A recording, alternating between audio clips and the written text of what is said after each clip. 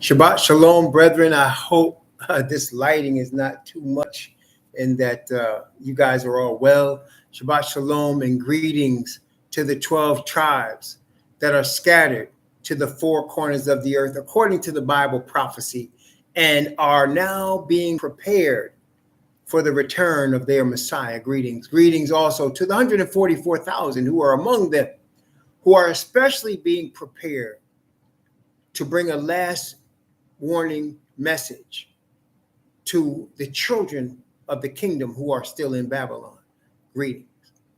Blessings upon those that are working in the healthcare field and those who are the first responders who are out here trying every day to save human lives, and those that pick up garbage to keep streets and sidewalks and highways clean, and those that make deliveries for our convenience, and double blessings upon the men and women who are trying to rescue and deliver the victims of child molestation, the victims of pedophilia, the victims of pornography and child pornography, the victims of prostitution and child prostitution, the victims of sex slavery and human trafficking operations going on in every state of the United States, and double curses on the perpetrators, the perverts, and the profiteers who traffic in this human misery and spread evil. Finally, blessings upon the homeless, nearly 600,000 men, women, and children who have been crapped out of this capitalistic Babylon system, and millions around the world in similar or worse conditions. Blessings upon them, for theirs is the kingdom, a new system, a new order that is soon to return. Greetings and blessings, brothers and sisters in the chat. Greetings and blessings to all of you. I pray you are well. I pray the Most High is taking care of you and guiding your steps in light and truth. Brothers and sisters, I was the first one to say thank you all very, very much for your prayers, for your well wishes, for your concern for my father. I thank you very much for that. He is doing much better. Your prayers have been heard.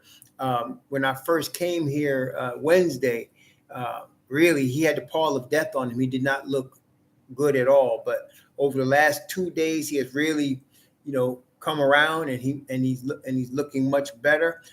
He's got the rehabilitation facility, and they're helping him, with exercise, and it's good. And so, hopefully some changes will be made that will help, prolong his last days. He and I and his wife, we had a very serious discussion. I sat down with each of them one-on-one, and then we talked to them together about some changes that need to take place. I understand my father, he's going to be 82 this year, and his wife's also 82, and their time on this earth is not long. They understand that. And I said, I really want y'all to be able to, enjoy your last years on before you go the way of all the earth. Enjoy your last years in peace here. And so that's what we talked about. When there's certain changes they know need to be made, and I'm just gonna pray that they make those changes. I may have to come back down here to help them with that, but at this point, I think we're in good hands right here. So praise the Most High for your prayers and for your well wishes, and really, I just really appreciate everything y'all have done for my family and praying for us like that. Praise the Most High. So today, I'm here in Orlando, Florida, and so we're going to continue our study in the book of Revelation, and we're in a very important chapter, Revelation chapter 14. If you would pray, because I don't have an Ethernet cable, and the hotel that I'm at is not equipped with that at this point. And so, you know what happens when we study these things in Revelation. So pray that the Most High will keep it. And so we're planning on having our study tonight like we would normally have, and tomorrow morning. But after tomorrow morning, instead, I'm going back to I'm going to pick up my stepmother and then go back and take her and myself to visit my father, and we'll stay with him for the rest of the afternoon. And so that's going to be tomorrow. But we will have our normal Bible study, tonight and tomorrow by the grace of the Most High. And praise the Most High for that. So we have been studying the book of Revelation. And as we looked at Revelation chapter 14, the last time we studied, it seemed like a long time ago, but the last time we studied, we looked at the book of Revelation. We studied Revelation 14. And I remember we went through chapter 13, and I expressed to you that the beginning of Revelation 13 shows this Babylonian system, which is being led by Rome secretly, the United States as the front person openly, and that this system is going to reach a climatic state. It's building up to that. And you kind of saw a model of that in the Bible in two areas. You saw a model of it with Nimrod in Genesis. We went through Genesis chapter 10, and you saw a model of it in Nimrod when he created a kingdom. He was the first Bible character that you see that actually established a kingdom, a Medic kingdom, and he had the whole earth coming together in his system, if you recall. And so the Most High ruined his plans by just confounding the language. That's why they call it Babel, which was short for Babylon. Then we saw it under Nebuchadnezzar in Daniel chapter 3, where he had the whole earth under his control, the then known earth, and he was having the whole world come together and worship an image to himself and to his kingdom. Okay, so we saw that those two things. And brethren, and then of course we studied the aims of our enemy, Satan, the aims and purposes of what he's trying to do on the planet. And when we studied that, we understood that this is about worship first. He brings all other things, the economics, the media, the mind control, but it's all coming down to him receiving world worship from every human being on the planet. Okay. And so that's what he's trying to do. And so when we saw all that, we see that this final attempt, we saw the Tower of Babel, we saw Nebuchadnezzar, this final attempt to have a world system worshiping him is what we're in right now. And the beginning of Revelation 13 shows the completion of his work to get that done. And then Revelation 14 shows Yah's answer to that. Before he had the answer where he confounded the language. The second time he had the three Hebrews stand on the principles of the covenant. Now he's going to have the 144,000 and those with them also stand on the principles of the covenant.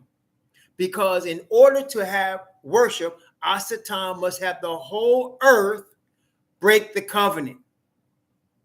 Y'all got that? In order to have worldwide worship, Satan has to have the whole earth break the covenant. Now, you remember when we did look at Daniel chapter 3, all of the people out there in that field, all of the leaders. Okay, this is the thing we have to remember too, brethren. When the leaders do something, as much as we don't like to admit it, the 99.9% of planet Earth follows a leader. Okay? 99.9% of planet Earth follows a leader. And so when you see your leaders doing something together in harmony, the world is very much influenced by that. So we saw in Daniel chapter 3, Nebuchadnezzar brought all of the world leaders, presidents, sheriffs, judges, powerful people in his kingdom. And that included the Hebrews that were in his kingdom. And he demanded that they all worship the image to himself. And they all did except 3. And because of that 3, he did not have complete world worship. And so in order to coerce them, he subjected them to death. Then when we looked at Revelation 4:13, we're seeing the exact same thing. The only difference is the image to the beast is Rome. Rome. Why? What does that mean, it being the beast? It is a worldwide religious system. It is a worldwide government at the same time. So that you have the office of the Pope that is in charge of a worldwide religious system. And the same office is in charge of the Vatican government. I want to make sure you got that. The Vatican is a government, officially. Okay, so you have the same office, the office of the Pope, that's in charge of a 1 billion member religion. And it's in charge of the state or the government of the Vatican. No other office on earth holds that power until now. Now you have the United States Office of the President in charge of the United States, and by extension, all of the territories controlled by the United States. In that office, in the United States right now, Christianity is the official religion of the United States. And everybody that in religion will tell you it's a Christian nation.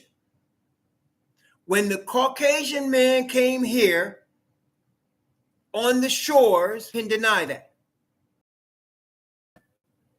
Okay, they killed the Indians and took their land. I'm having problems. We talked about this. I know we're having problems already. Here we go. Here we go. Here we go. So they killed the Indians and took their land. So Christianity is the image of the beast in the United States. So you have the office of the president, the most powerful office in the United States.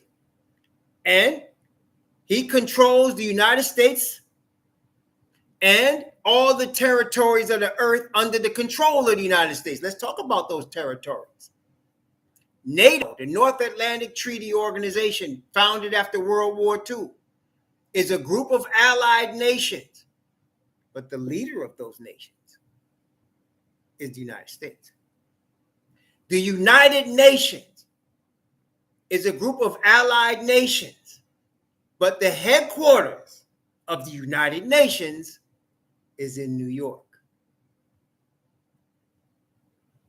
Okay? And you have in the United States the Christian right. They call it the Christian right. It's really the wrong, but they call it the Christian right. And they are controlling religion in the United States. Okay? Period. So you have the office of the president, where you have a religious country. What did the Bible say about the United States? It said, I saw another beast, Revelation 13, verse 11. I saw another beast coming out of the earth. And he had 2 horns like a lamb. And he spake as a dragon. So it has a Christian nation, lamb, controlled by the devil, Satan. And you have an office of a Christian nation that controls all the earth. NATO, the UN, all the earth. And that nation is under the control of the same Satan that gives power, seat, and authority to the Vatican. And the dragon gave him power, seat, and authority. That's Revelation chapter 13, verse 2. And the dragon gave him his power, his seat, and his great authority. So you have the beast and you have the image. Okay? You have the beast and you got the image. Now, we talked about the image getting life, and he had power. That is the United States to give life to the image. And we compared that because remember now, Satan wants to be the most high. Remember what he said? I will ascend to above the stars of Yah. I will make my throne in the sides of the north. I will be like the most high. Those are the words of Satan. Isaiah chapter 14, remember that? Verse 14, 12. Okay, so he wants to be like the Most High. Well, what did the Most High do? the Most High created man in his image. Remember that? And he breathed into man's nostrils the breath of life, and man became a living soul. Let's talk about now the other image. So Satan creates a lamb-like beast and creates an image to the first beast that he gave power, seat, and authority to. And he breathes into this new beast the breath of life, and it becomes living. That is the Christian church in the United States of America. Do y'all know? Let's just name the major denominations, but they're not the only ones. Let's just name the major denominations. There's hundreds of Christian denominations, but let's name the major ones, okay? The Seventh-day Adventists, the Jehovah's Witnesses, the Mormons, the Southern Baptists, right? And the Church of Christ. Those are your major ones. Each of these denominations control millions of minds. And I think we can agree, each of these denominations send missionaries all over the earth. Am I right? So that they each send missionaries from the United States all over the earth. Therefore, as the Vatican has followers of Catholic followers, Roman Catholicism all over the earth, so now the image to the beast has followers all over the earth. You're following it? Okay. So they got people all over the earth, both the image and the beast itself. Okay. Right? So you got both of that. Now, Yah's answer to Nebuchadnezzar was Hananiah, Mishael, and Azariah.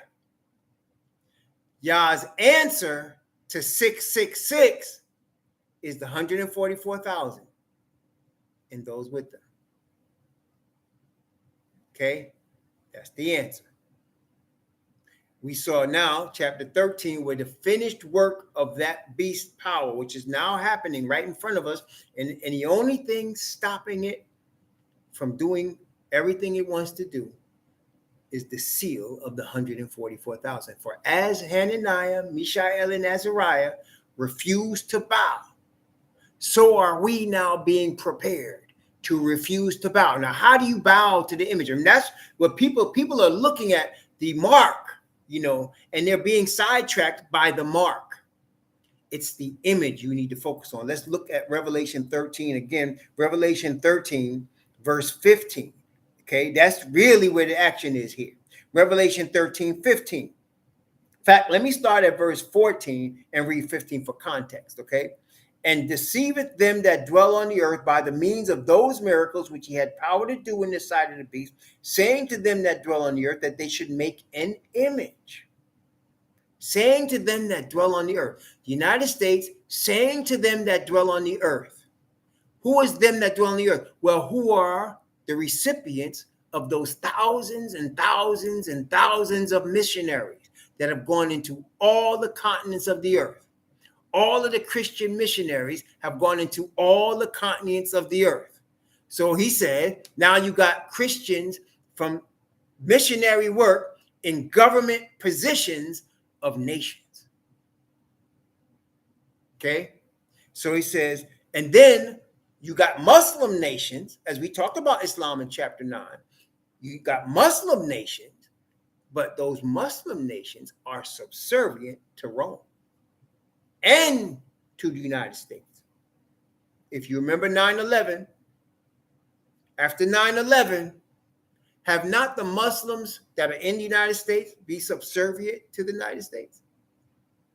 And in London and in Germany and in the UK, they're all over and they're subservient. They want everybody to know they're not Islamic terrorists, right? That's really, right? So now in Revelation 13, let's keep going. And deceiveth them that dwell on the earth by the means of those miracles which he had power to do in the sight of beast, saying to them that dwell on the earth that they should make an image to the beast, which had a wound by a sword and did live. right? In the verse 15, and he had power to give life to the image of the beast, that the image of the beast should both speak and cause as many as would not worship the image of the beast should be killed. Okay? So you have the image of the beast now threatening death on whoever does not worship the image. Again, let's go over the image. The leadership of the image is Christianity out of the United States, which they call, well, today the modern term is what? Evangelical Christianity. Okay? Okay, evangelical Christianity. All right? But they're not, that's not all. I mentioned Islam. Islam is a part of the image.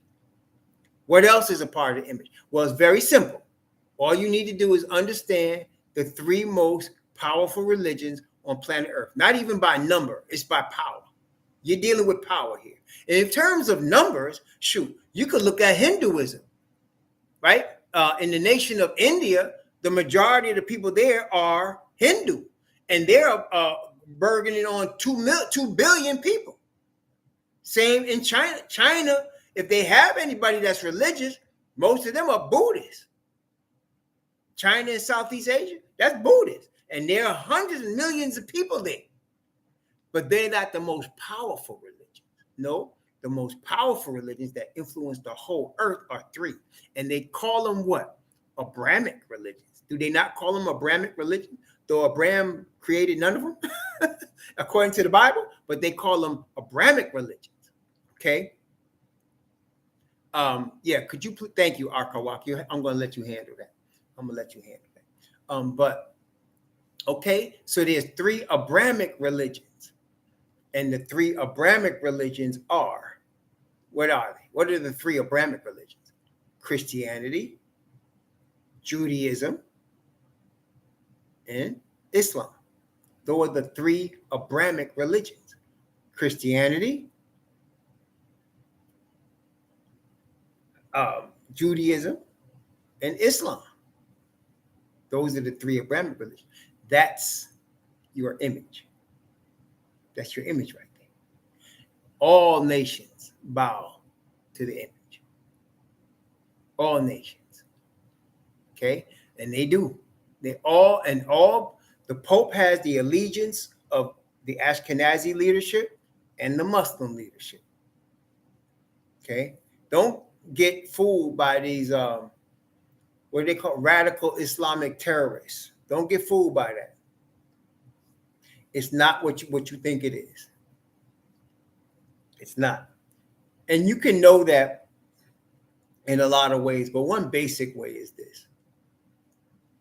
Whenever the media tells you something, it's a lie. Okay? And when they create a man-made term for something, it's probably a lie. Okay? Probably. You never heard before 2001, most people, of radical Islamic terrorism.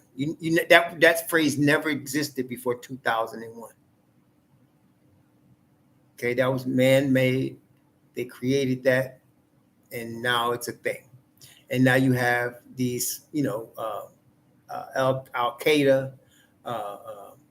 What else? You got Al-Qaeda. You got the Islamic Brotherhood. You got ISIS. What else you got? What's the other one? Taliban.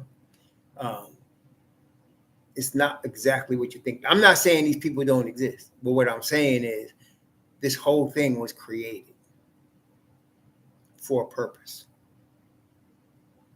But aside from those, the majority of the people that are followers of Islam are not Islamic terrorists. I think even the people that created the propaganda will admit that the majority of people that are followers of the religion of Islam are not Islamic terrorists. And they are subservient to Rome. All of them. Okay? All of them.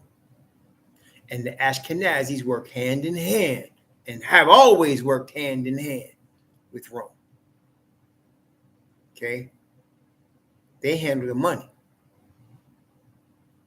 So now you have the image. And so worshiping the image has to do with religion. So what is that? How do you worship the image? Well, you're involved with one of their branches of religion. You're involved with one of the Abrahamic religions, or you're subservient to it. Okay? And so that's all it takes. You're worshiping Christianity, you're worshiping Islam, or you're worshiping Judaism. You're involved with one of those religions. Okay? That's the image. Okay? And under the office of the President of the United States, they allow you to worship what religions they allow you to. So, in other words, if you're a follower of Judaism, they say, okay, that's good. You're a follower of Islam, as long as you're not a radical Islamic terrorist, that's good. They have no problem. When they say that, you're under the guise, you're good. But when they put you on a list and they say you're a terrorist, or you're what do they call it? A hate group, you're not good. And the true followers of Yah will not be good, because if you're not in these man-made religions, if you're in these man-made religions, I'm trying to put this as plainly as I can.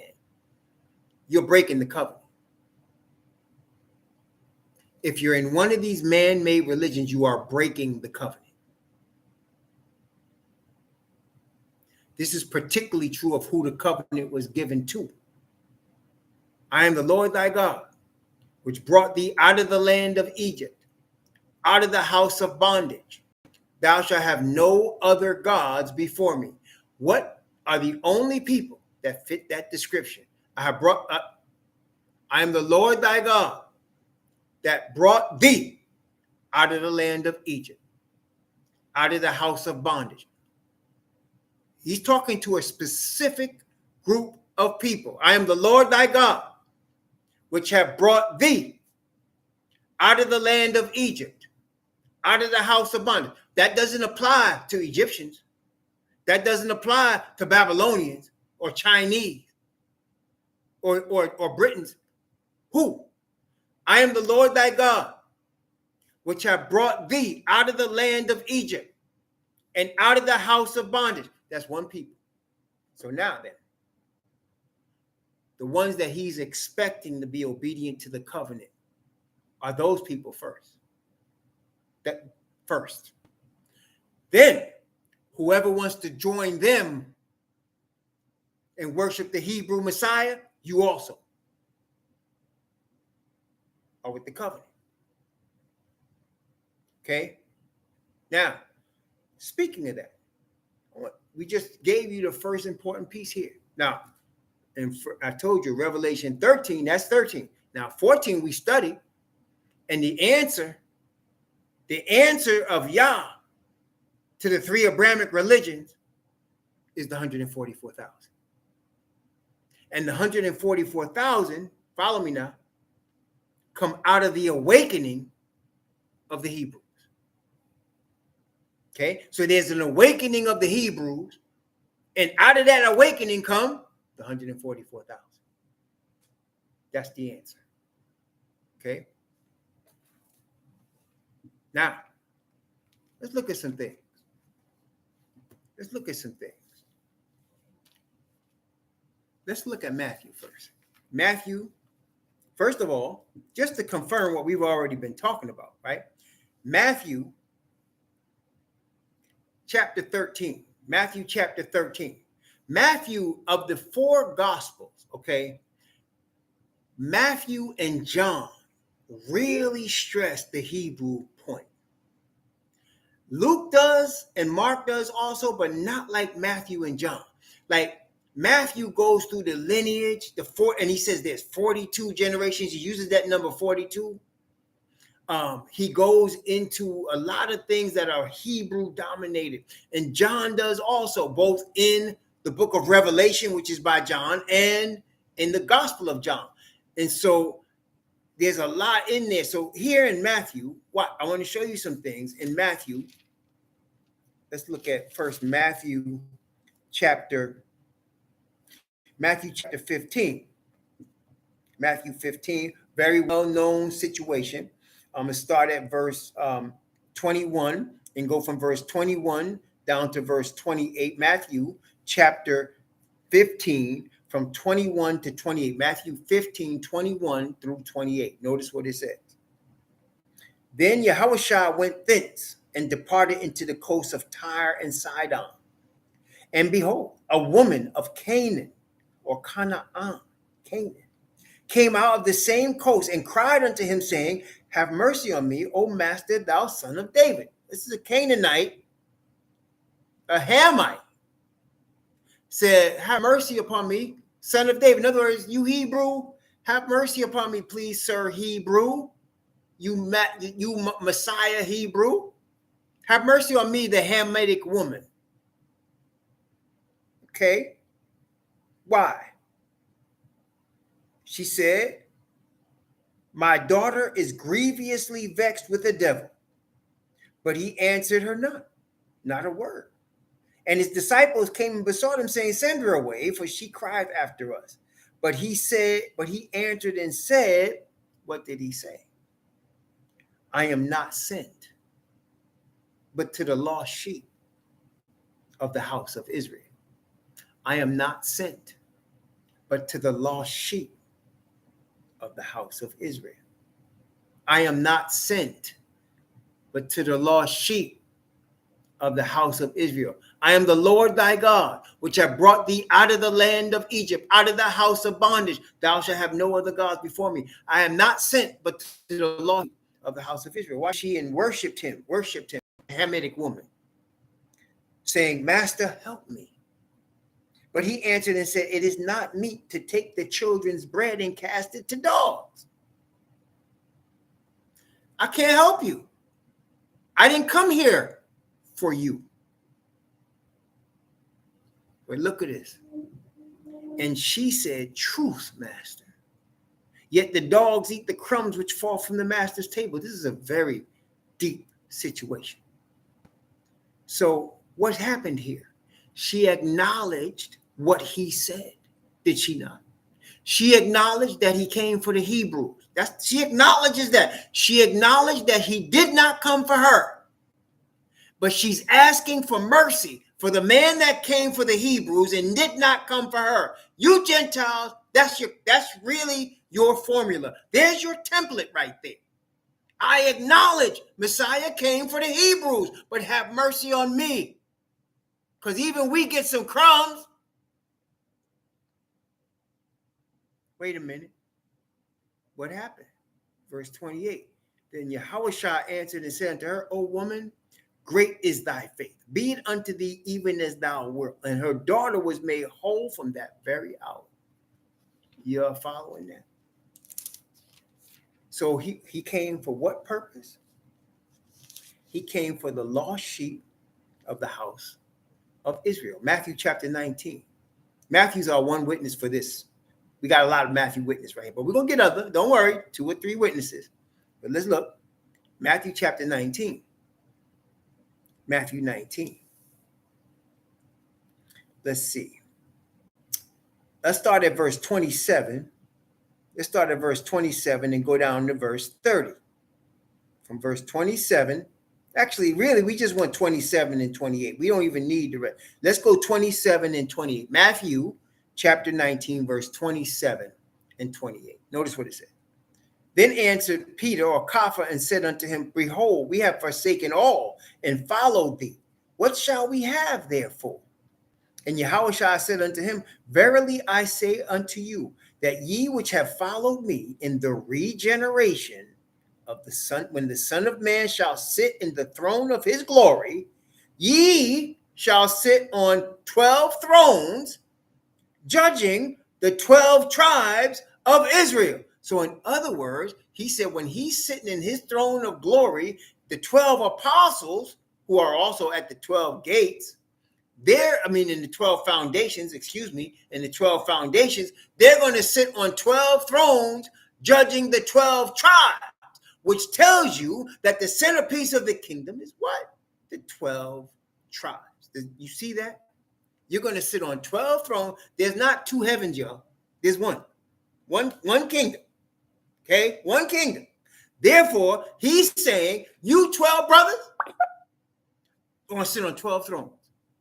And you're going to judge in the kingdom the 12 tribes.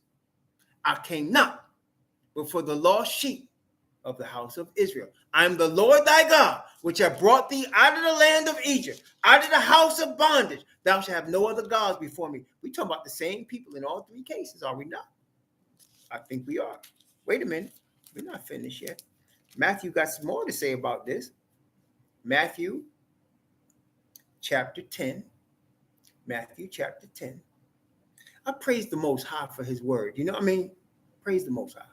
Praise the Most High. We're going to come back and visit Matthew again after this one, but I got to go get some more witnesses. In the mouth of 2 or 3 witnesses shall every word be established.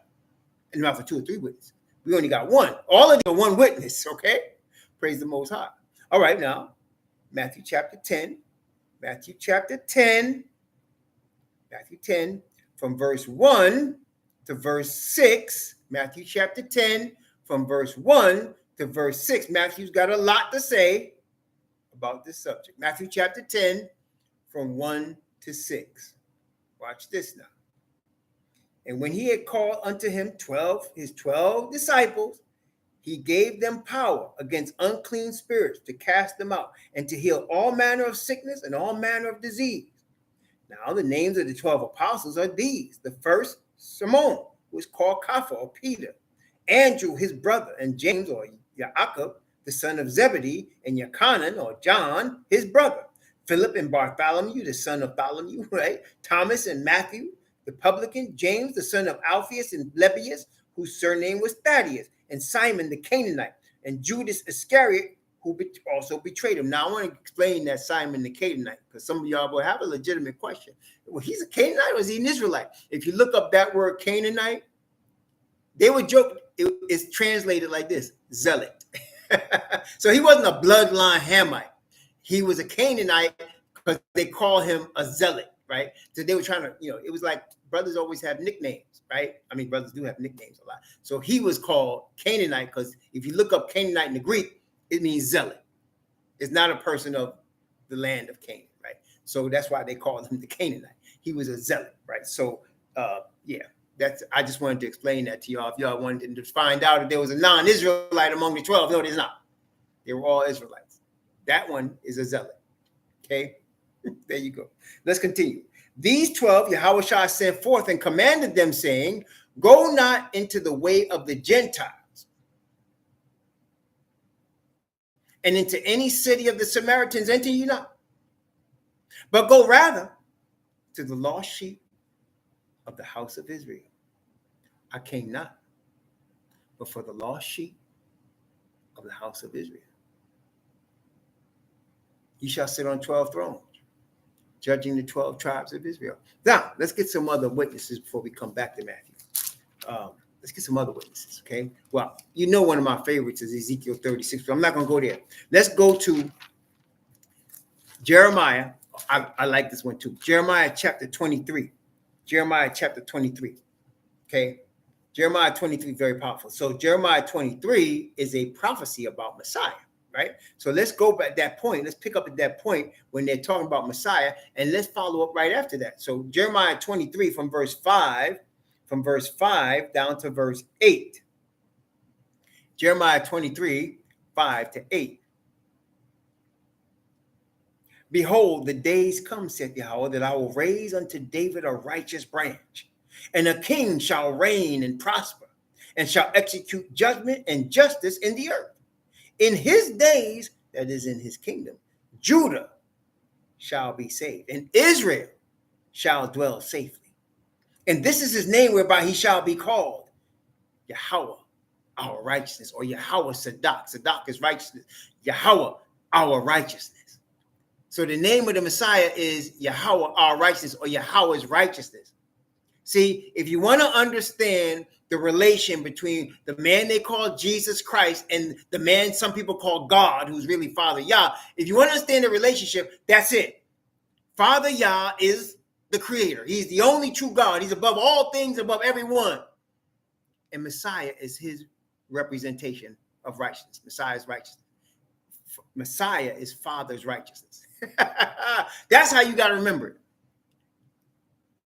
You will not obtain righteousness from the Father except you have his Son, who is representation of his righteousness.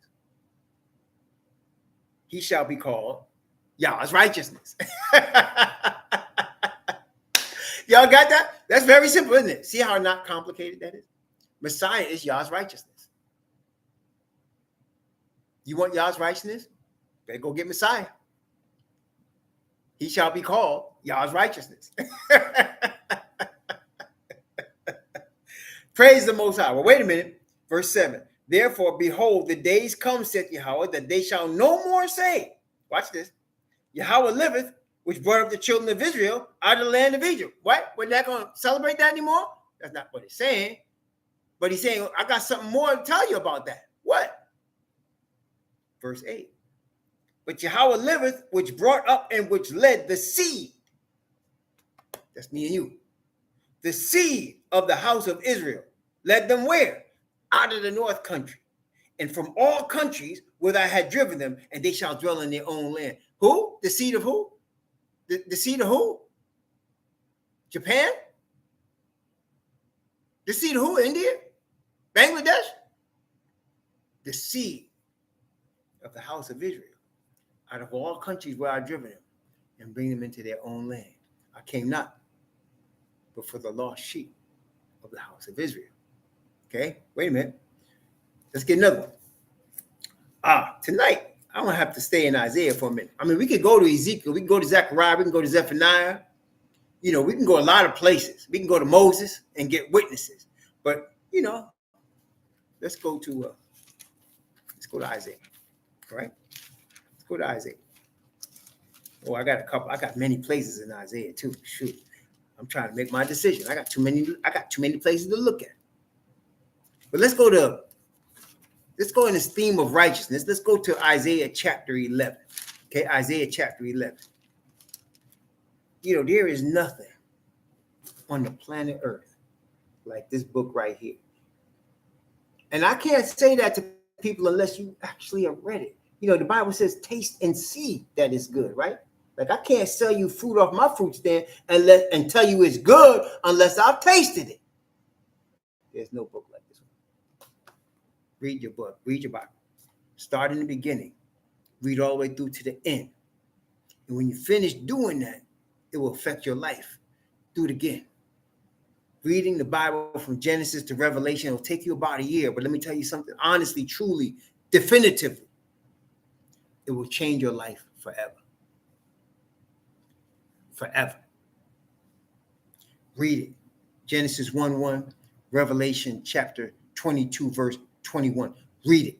Everything in between. Don't skip nothing. When it said he begot so-and-so and begot so-and-so, begot so-and-so, and you start to get bored and your eyes get crossed from all the begot, keep reading. Go through. Keep reading. Something's going to smack you in the head. You go, whoa! It's going to hit you in the heart. You're going to feel it. And you're going to get to certain points. You're going to feel it. It's going to change your life forever. Forever, forever, forever. Okay, so read that book.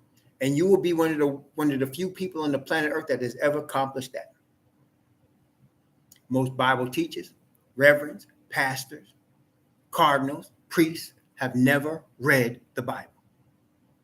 Oh, they read chapters of it. Yeah, they read chapters. They've been reading chapters for years. I did the same thing when I was a Christian. Somebody asked me a very good question. What made you leave the Seventh-day Adventist church? They asked me. Very good question. And here's the answer. When I read the Bible from cover to cover. That's when it happened. When I read the Bible from cover to cover. That's what happened. Okay? The result of me reading the Bible from cover to cover was discovering who I was discovering the truth, was discovering the true light. From starting in Revelation 1:1 and finishing in Revelation 22:21.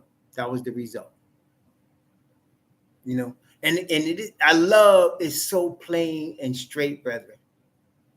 I had people come to me from the SDA church. You're going to cause people to be lost, telling them to only read the Bible. Now I know I was on the right track. See, I'm going to cause people to be lost by reading the Bible. Really? Really? See, that's how few people read the Bible, and that's how strong the emphasis of Asatan is to stop you from reading the Bible. Telling people that I'm going to cause people to be lost by encouraging them to read the whole Bible. I've had people, even Sunday Christians, tell me that. Seriously. No, I like to read this book of what they call it, this series of Left Behind. You can't just read the Bible. You need to read the Left Behind series and the book by Dr. Dobson, and the book by this man at this church and this man at that church. And now, God, you got to read Ellen White. You got to read the testimonies. How does that sound? How's that sound? And you what?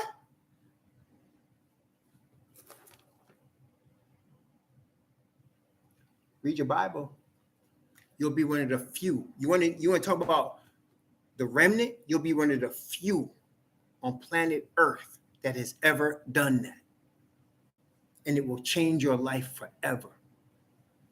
Forever, forever, forever. Okay? Praise the Most High. Then you go through, read it again. And I'm telling you, this is my 20th time starting to read it right now. And I'm telling you, every time, every single time, I'm not exaggerating, my mind blown. Every time. Mind blown. Every time. Okay, I'm not even exaggerating. Okay, I'm telling you the truth. Okay. Oh, question by the brother. Why do you shave your beard? That is a very misunderstood verse. The one that people think that is telling you to first have a beard, which is not. And it's telling you how to shape it. It's telling you how to shape it. Now, why did they do that? Why did the Most High tell you how to shape your beard? Because he didn't want you looking like a pagan. Because of the way Egyptians shaped their beards. It had nothing to do with actually commanding you to wear a beard. It's telling you don't look like a pagan. He also told us not to put tattoos on like the pagans did. It was about not being a pagan. Okay? It wasn't about the necessity of having hair on your face. Because at that time, it was a thing to have hair on your face. Men like to wear hair on their face. I guess it made them look like they were older and wiser. They had more respect for old people then. You understand that? They had more respect for elders then. Matter of fact, when I was growing up, I don't know how old some of y'all are, but back in the day, when the man had a woman, they call him the old man and call her the old lady. That was a sign of respect. That's my old man. That's my old lady. That's a sign of respect. They don't do that no more. They don't respect elders anymore, right? So it wasn't saying you must have a beard. It did not say that, okay? It was saying if you trim it, this is how you trim it. Matter of fact, when the priests would perform certain rites, they had to cut off all their hair. Do you remember, y'all know that? The priests would cut off all their hair. All the body hair had to be cut off because they would cause them to sweat. Okay? So, that's it. See what I'm saying? So that's what I mean. Brothers, and listen here. As part of the awakening, you're going to go through periods like this where people read a verse and misread it. And they go, and I'm not even trying to down the brothers that misread the verse. What I'm saying to you is people are so zealous. And I love that. They zealous to want to obey this word. So maybe they might take something out of context for a minute, or a couple of years maybe, right? But that's all good. At the end of the day, we're going to all be on the same page. But that's what I say. Read the whole thing. And the thing about the verse is that, look, it's one verse. What are we always telling the Christians? Why do y'all keep taking one verse and trying to make a whole denomination out of it? See, they did the same thing with that verse. Trim your beard this way. Okay? But it's all good, though, because on the true awakening of the Hebrews, we reading the Bible now. We're reading the whole thing. Okay? Because this is our history book. This is the book of our family. This is the book of our family. And it's about our cousin. This is the book of our family right here. And it's about our cousin. Father's righteousness is our cousin. Read about your cousin. Read about your fam. That's your history book. Read about your fam right there. That's your cousin. That's exactly right. It's your family history. That's exactly what it is. Read about your fam now. That's your fam. This is your album right here. Your family album right here. Your cousin Messiah, your cousin David, your uncle Abraham. These are your descendants.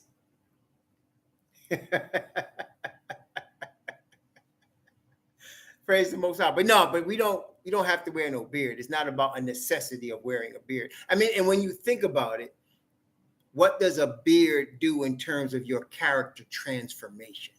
Right? We're talking about the transformation of a sinful character to a character of righteousness, right? So what does the hair on the face have to do with the transformation of your character to righteousness? A transformation of your spirit. You understand? So that's, see? So when you start, you got to wear a mitre on your head. You got to put on this uniform you got to buy from my camp. What's that got to do with you overcoming your sin? What's that got to do with you overcoming your sin? Piece of clothes? A shaving of the face? What's that got to do with you overcoming your sin? See? So there you go. Hope that answers the question. Anyway, let's keep going, baby. Let's go to Isaiah chapter 11. Isaiah chapter 11. Oh, I could read the whole chapter, really. But we got things to do. So let's go. Isaiah chapter 11. I'm going to start at verse 10. And I'm going to go from verse 10 down to verse 13. Okay? Verse 10 to 13. Isaiah 11, 10 through 13. And in that day there shall be a root of Jesse, which shall stand for an ensign of the people. To it shall the Gentiles seek, and his rest shall be glorious. And it shall come to pass in that day that Yahweh shall set his hand again the second time to recover the remnant of his people, which shall be left from Assyria and from Egypt and from Pathros and from Cush and from Elam and from Shinar and from Hamath and from the islands of the sea. And he shall set up an ensign for the nations, and shall assemble the outcasts of Israel, and gather together the dispersed of Judah from the four corners of the earth. I came not, but for the lost sheep of the house of Israel. Okay? The envy also of Ephraim shall depart, and the adversaries of Judah shall be cut off. Ephraim shall not envy Judah, and Judah shall not vex Ephraim. From the four corners of the earth I came not, but for the lost sheep of the house of Israel. Yahweh's righteousness is going to gather together the lost sheep of the house of Israel from the four corners of the earth. And with them, those Gentiles that say, we will go with you, for we have heard that Yah is with you. Praise the Most High. I wanted to go through that because we're going to hit some things here. But we're going to hit some things. All right. First, one more. Matthew chapter 13. Let's go back to Brother Mathayahu. Or Mathayahu. Some people would say. I say Matayah. Some people might say Matayahu. Fine. Matayahu, Matayah. Let's go back to his book. Matthew chapter 13. Matthew chapter 13. Let's go back to his book. Matthew chapter 13. Let's see here. Okay. Matthew 13. From verse 24. Matthew 13. Yes, praise the Most High, Daniel. Cling to Israel and to the Hebrew Messiah of the 12 tribes of the tribe of Judah. Our cousin. Don't worry. When you come with us, we're putting a good word for you, brother. Praise the Most High. Father Yah will receive you with the Hebrew Messiah. Okay, Matthew chapter 13. From verse 24. From verse 24 down to verse 30. From verse 24 down to verse 30. Matthew chapter 13 from 24 to 30. Another parable put he forth unto them, saying, the kingdom of heaven is likened unto a man, which sowed good seed in his field. But while men slept, his enemy came and sowed tares among the wheat, and went his way. But when the blade was sprung up and brought forth, then appeared the tares also. So the servants of the householder came and said unto him, Sir, didst not thou sow good seed in thy field? For whence then hath it tares? And he said unto them, an enemy hath done this. The servant said unto him, wilt thou then that we go and gather them up? But he said, nay, lest while ye gather up the tares, ye root up also the wheat with them. Let both grow together until the harvest. And in the time of harvest, I will say to the reapers, gather ye together first the tares, and bind them in bundles to burn them, but gather the wheat into my barn. There have been many people that tried to interpret this, and I never understood why people try to interpret what Messiah interprets for us. That's what I don't understand. For years, when I was a Christian, people were debating what this means. Well, Messiah gives it to you right there. Let's take a look at what he said. And the disciples were interested in the interpretation of the parable. So let's take a look at it. Just down a little bit in Matthew chapter 13 from verse 36, down to verse 43. Matthew 13, 36 to 43, Messiah will explain the tares in the wheat right here. Okay. Then Yahushua sent the multitude away and went into the house. And his disciples came unto him, saying, declare unto us the parable of the tares of the field. So they wanted to know too. What does that mean? Okay. He answered and said unto them, he that soweth the good seed is the Son of Man. So the sower of the seed that were the wheat is Messiah. He's sowing the wheat. Okay. The seeds that make wheat. The field is the world. So he's sowing his seeds that make wheat all over the world. And of course, we understand when he says world, what is he talking about? The lost sheep of the house of Israel who are spread to the four corners of the earth. Y'all got that, right? Y'all got that, right? We went through all of those scriptures. I came not, but for the lost sheep of the house of Israel. And he's going to gather together. We're not going to speak about coming out of Egypt, but out of the four corners where I have scattered you, right? And I'm going to gather Israel and Judah out of the four corners of the earth, right? And the Gentiles going to come with them, and his rest shall be glorious. Okay. So now when he says the world, you know what he's dealing with. The four corners of the earth where he spread the house of Israel. And it shall come to pass, Deuteronomy 30 verse 1. When all these things come upon thee, the blessings and the curse which I have set before thee, and thou shalt call them to mind among all the nations, where the Yahweh thy Most High have scattered you, and shalt return unto Yahweh thy Most High, and shalt obey his voice, thou and thy children, with all thy heart and with all thy soul, that then Yahweh will turn thy captivity. See? So now we're dealing with the same thing. So now he said he is the one that spread the seed into the four corners of the earth. And he said the enemy now, let's keep going. The field is the world. The good seed are the children of the kingdom, the servants. But the tares are the children of the wicked one. So you have wheat and tares in the world together. You have Hebrews scattered into the kingdoms of the Gentiles. All right? Y'all got that? There you go, right there. We read all those scriptures. I did that on purpose so that when we got to here, you understood this. Okay, here we go. Tares are the children of the wicked one. The enemy that sold them is the devil.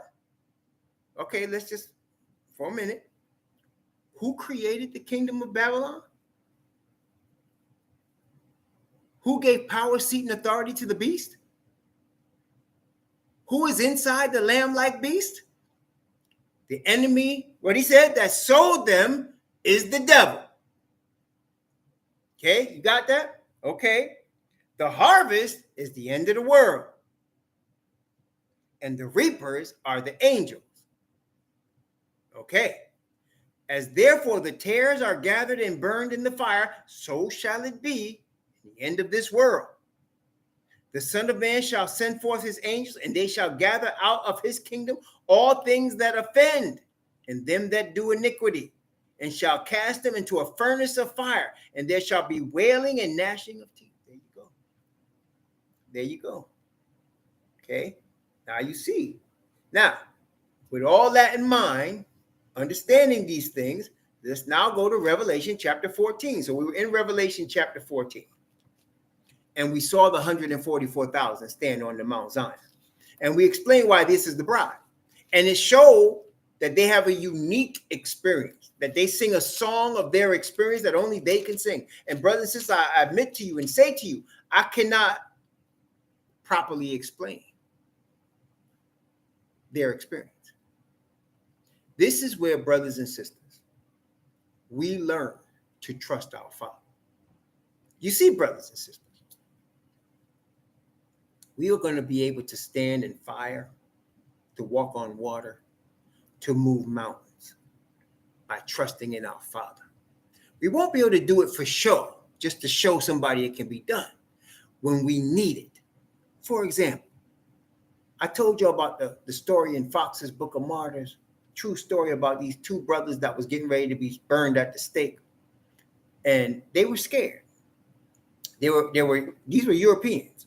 And they were in, I think they was in Britain, and they were about to be burned at the stake.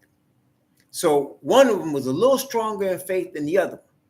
And the weaker one said, can you give me a sign? You're going first. Can you give me a sign that grace is with you when you're at the stake? He said, okay. The Most High, he said, God is with me. Jesus is with me. He said, I'm going to get burned at the stake, and hopefully I'll be able to give you a sign. So he watched as they tied his boy to the stake, and they put the kindling around him, and they put the wood there, and they set it off. And he heard the fire kindling, but he didn't hear his boy say anything. Wasn't screaming, wasn't yelling. His flesh was burning off, clothes first all burned up, and he turned black like coal. And he was wondering if that was the sign. And then right before he died, he lifted both his hands up like that. Rope had burned off. And then he died. And the weaker one knew at that point, grace had been given to him for that moment at that time. Didn't give him before. Not like that. At that moment, at that time. And brothers and sisters, we have to believe and trust our Father to understand when we need it, he comes through. And he's doing that for us right now, is he not? In all of our lives that are following this truth, he's putting us through things, and then he's coming through for us to show us we can trust him.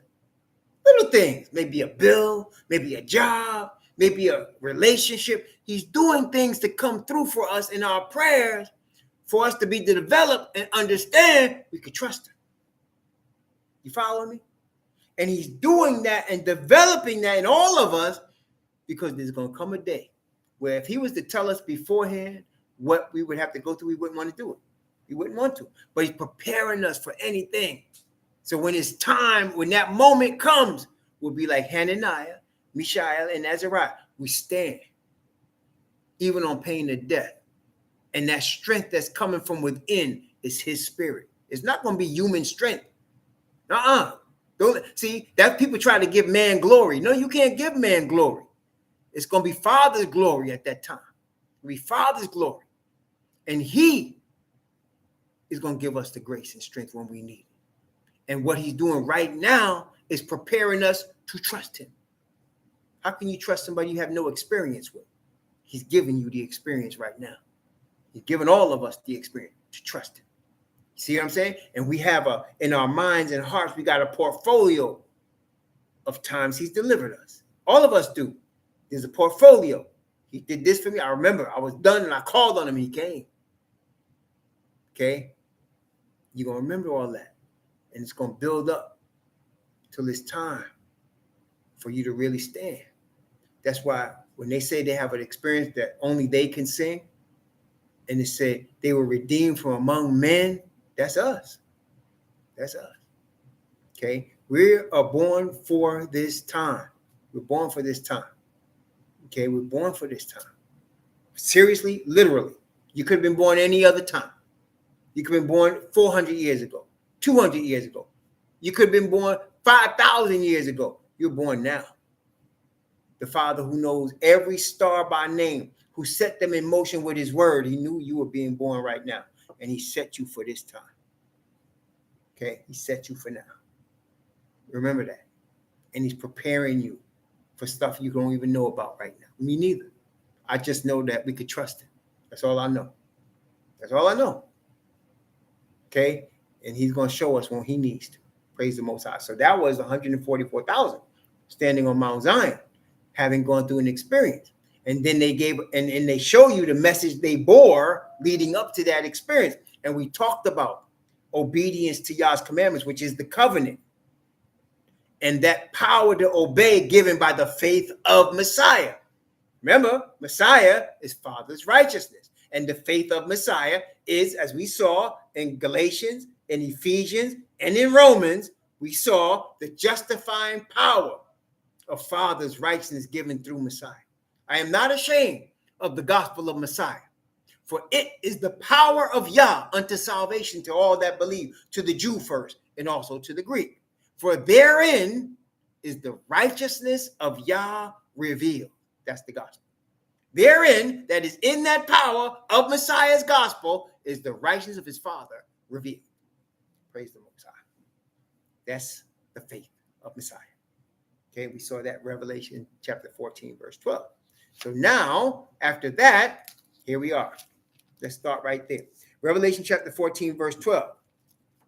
Here is the patience of the saints. Here are they that keep the commandments of Yah and the faith of Messiah, of Yahweh Shah. And I told you, the only Bible that doesn't change this verse is the King James. The New King James say faith in Jesus. All the other versions change this verse. Why? Because you cannot have power unless you understand faith of Messiah. That's how you get power. Faith of Messiah. Remember, we're not justified by the works of the law, but by the faith of Messiah. We believe in Messiah. Remember that? Galatians 2:16. We believe in Messiah that we might be justified by the faith of Messiah and not by the works of the law. Okay? Again, let me just explain that for y'all thinking I'm doing away with the law, because like y'all think Paul is when he's not. The word clear here is justify. Justify means to be made innocent. Okay? There was a man named Tukey Williams. Tukey was a gangbanger in South Central LA. Tukey went to jail for gangbanging. He murdered some people and they put him on death row. Tukey was sorry that he had murdered all those people. And Tukey started writing very popular children's books from jail, from death row. He was writing children's books and he had changed so completely that people were saying we should not have Tukey on death row. But the problem the governor had with that sentiment is that although Tukey had changed, although Tukey was doing some good things, Tukey could not erase the fact that he took people's lives. That could not be changed. He could not be justified by the writing of the children's books and the change in his character. That did not make him innocent from killing, murdering people. So they put Tukey to death. You understand? That's just, see? So he could not be declared innocent because he did something. He did something bad. Okay? All of us have sinned.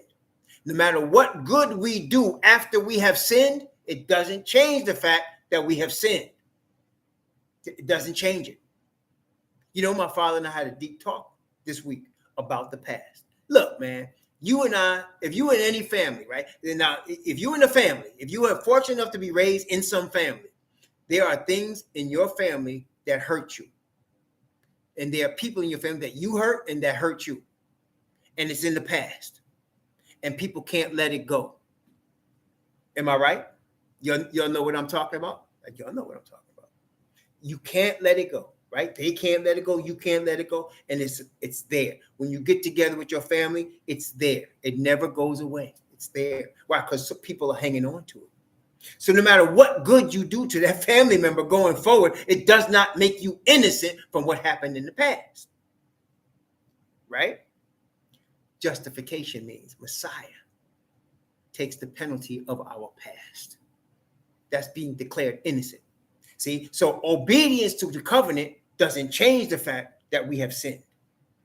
It doesn't change the penalty of death that Tukey got that we should get. Right? Doesn't change it. So what changes it? In place of our sin, Messiah gives us Father's righteousness. That's called justification. There's no obedience that can give you that. Only faith in Messiah can give you that. There's no obedience that can do that. Okay, so that's why he says we are not justified by the works of the law. See, the Christians, the Sunday Christians take that and say there's no more law. That's not what it's saying. That's not what it's saying at all. That's blasphemy to say that. That's why they commit blasphemy every Sunday. Okay, no, that's not what it's saying. What it's saying is no matter what you do going forward, it does not change your past. And then my father and I had this, and we both came to this conclusion. You can't change the past. You can't do nothing about the past. You can't. And you can't spend the rest of your life lamenting the past, suffering over the past.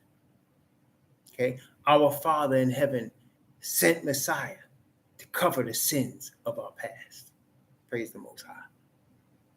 Okay? Praise the Most High. And he replaces the sins of our past with his perfect righteousness. That's called grace. We don't deserve. There's no way we can ever deserve that. No way. That is why it's very important, Hebrews, that y'all understand Paul's writings. Understand what that means. See, the brothers that are telling you Paul's writings are not inspired, they really don't know the Bible at all. They really don't know what they're saying. They're blaspheming, and I have mercy on them because they don't know what they're talking about. There's no way you can deal with the past except you get grace. There's no way you could deal with the past except you're declared innocent. And you can't be declared innocent by your works. There's nothing you can do to declare yourself innocent now.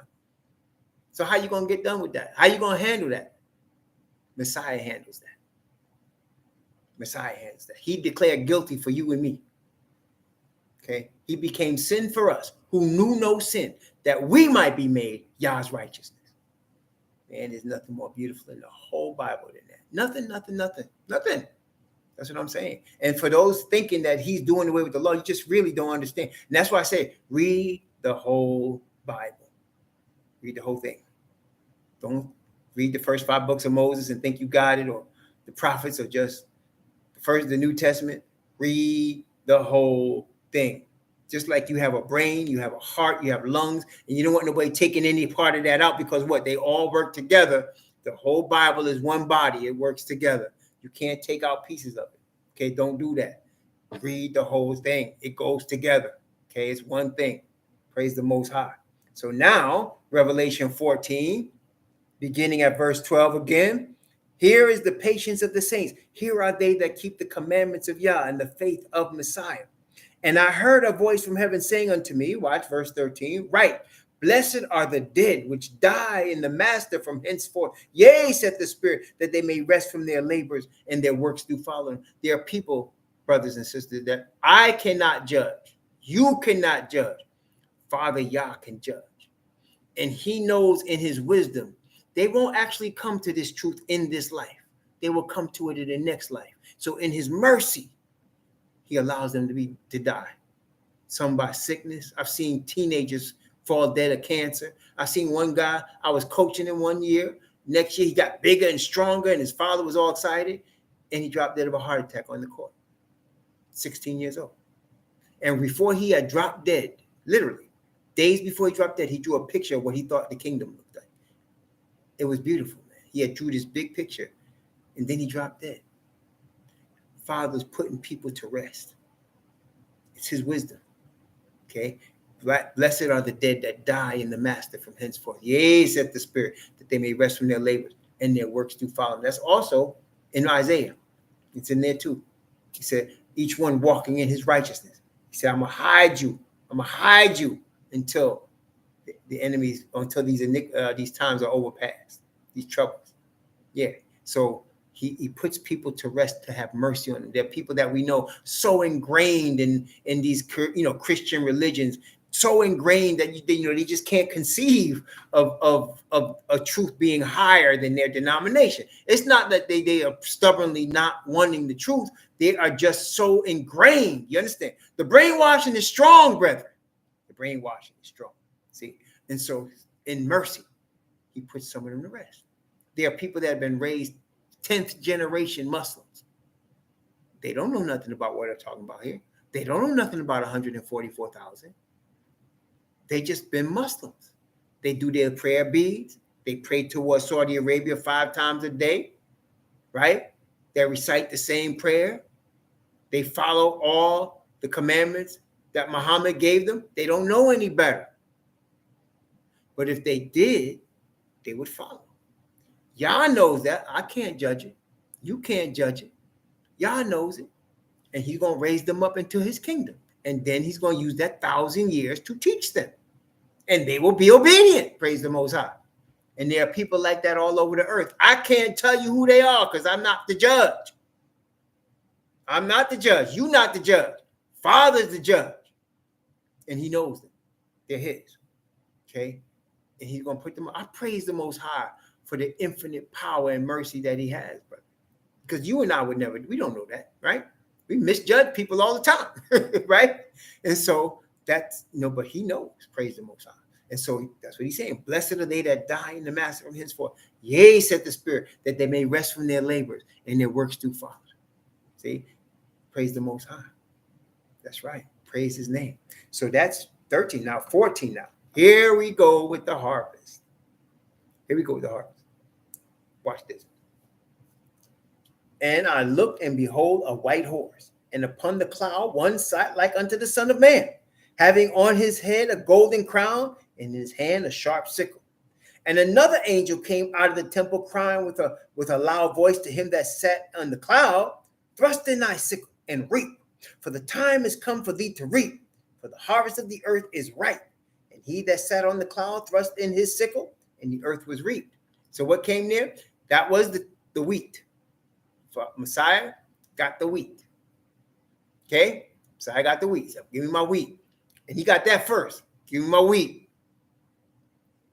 Harvest is ready. Took the wheat. Okay? Next, Revelation chapter 14 verse. And this is the result of the ministry given to the 144,000. It's the result right here. That's what causes them to end up standing on Mount Zion, right? See that? So in here, Revelation chapter 14, verse 17. Now it's time for the tares.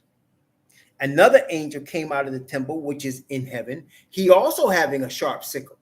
And another angel came out from the altar, which had power over fire. Remember what Messiah said in the parable? He said he's going to cast them into fire. And they had power over fire. Okay? And he cried with a loud cry to him that had the sharp sickle, saying, Thrust in thy sharp sickle, and gather the clusters of the vine of the earth, for her grapes are fully ripe. And the angel thrust in his sickle into the earth, and gathered the vine of the earth, and cast it into the great winepress of the wrath of Yah. This is your tares. And the winepress was trodden without the city, and blood came unto the winepress, even unto the horses' bridles, by the space of 1,600 furlongs. So you have blood bath with the tares. Now, among the tares, there are a particular group of people that Messiah says, I'm going to handle this personally. There are a particular group of people that he really doesn't like. I'm not going to name them. I'm going to let the Bible name them. That way nobody can blame me in saying I'm preaching hate if I read it from the Bible. So let's look at it. Has everything to do with what we just read. There's a particular group of people that really bother him. He's taking this personal. Isaiah chapter 63. Let's read it. We don't need to read the whole thing. You'll see. Isaiah chapter 63. Read this when you get a chance. Isaiah chapter 63. I'm not going to say who it is. The Bible's going to say who it is. Okay? I'm reading from verse 1 down to verse 6. Isaiah 63, 1 through 6. Let's let the Bible tell us who is it that Messiah has a particular problem with. Who is this that cometh from Edom with dyed garments from Bozrah? His garments look like they've been dyed, like colored. Let's read. This is that is glorious in his apparel, traveling in the greatness of his strength. I that speak righteousness, mighty to save. Wherefore art thou red in thine apparel? And thy garments like him that treadeth the winefat. He has white garments on, but they don't, for some reason, they're all stained red. I wonder, why are your garments red? Let's read. I have trodden the winepress alone, and of the people there was none with me, for I will tread them in mine anger. This them is Edom. And trample them. He's going to stomp them to death. Trample them in my fury. And their blood shall be sprinkled upon my garments. And I will stain all my raiment. Edom. He has a real problem with Edom. For the day of vengeance is in my heart, and the year of my redeemed is come. And I looked, and there was none to help. And I wondered that there was none to uphold, for thine own arm brought salvation unto me. In my fury, it upheld me. And I will tread down the people in mine anger, and make them drunk in my fury. And I will bring down their strength to the earth. So he's talking about Edom. Now, we have done Bible studies on Edom, have we not? We did. We did Bible studies on Edom. And we showed you, according to the scripture, who Edom is. I'm not going to say it now, but y'all know. We showed Edom. Ezekiel 36. We did the Ezekiel series. You want to know who Edom is? We did the Ezekiel series. Go to the website, rawhebrewremnant.org, and you will see the Ezekiel series. And when you look at chapter 36. You'll see it there. We did an Isaiah series, and we did this chapter. And we showed who Edom is. We showed you Obadiah, if you remember. Small little page, couple pages, volume. One page, really. And it talked about Edom. We talked about Edom from the scriptures. Okay? And there is an Edom today. And there is going to be an Edom when Messiah returns. And he's not going to be happy with them. Okay, I'm going to leave it there and let y'all do your research. Okay, I'm going to leave it there. Let you do the research. Find out Edom. Okay, I will give you a hint. Let me give you a hint. Some people think that all Caucasian people are Edom. No, if all Caucasian people were Edom, there would be no need of a what? Yafet. Table of Nations told us Yafet are the Gentiles. Those are your Europeans. So who's Edom? I'll let you find that out. Okay, do your study now. Read your Bible. Read your Bible. Don't just read one verse. I gave you already Obadiah, Ezekiel. I gave you multiple witnesses, Isaiah. I'm not going to give you no more hints. There's more. I'm going to leave it. Do your research. Find out who Edom is. Okay, find it out. Don't even look in the Bible. Look in the Bible. Find them. Find them. You'll see. And let me give you one more hint. This is how the Bible does it. Again, how do we know who the true Hebrews are? How does the Bible describe us? It says there's these people. They have an appearance where they're mistaken for ancient Egyptians. Paul was, Moses was, the whole 12 tribes was. They're mistaken for ancient Egyptians. They were placed in slavery. They had chains on their necks. They went in slavery by slave ships beyond the rivers of Ethiopia to a strange land to worship wood and stone. How many people fit that description, right? That's how the Bible does it. So it's going to give you a description of Edom. It's going to tell you all about Edom in the last days, everything.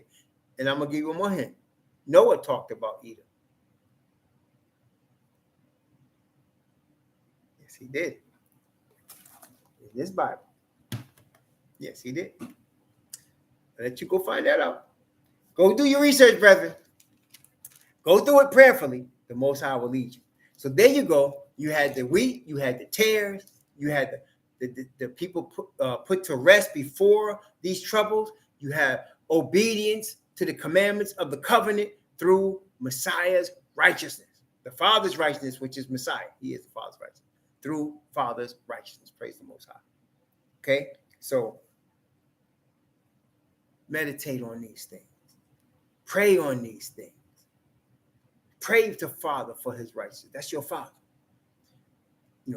Ask in the name of your cousin. Right?